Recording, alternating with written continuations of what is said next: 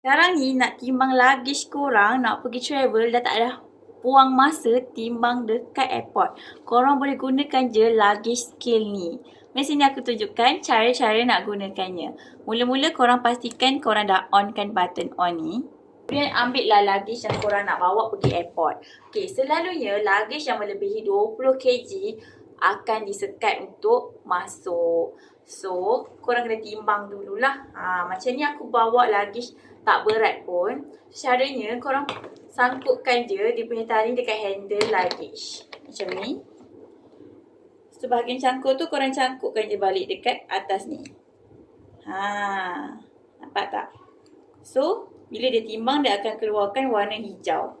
Ingat ya.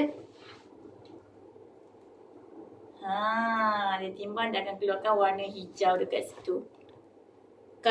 Sekiranya berat luggage korang melebihi 20 kg, dekat sini dia akan bertukar jadi warna merah. Macam aku punya ni tak lebih dari 20 kg, jadi dia warna hijau lah.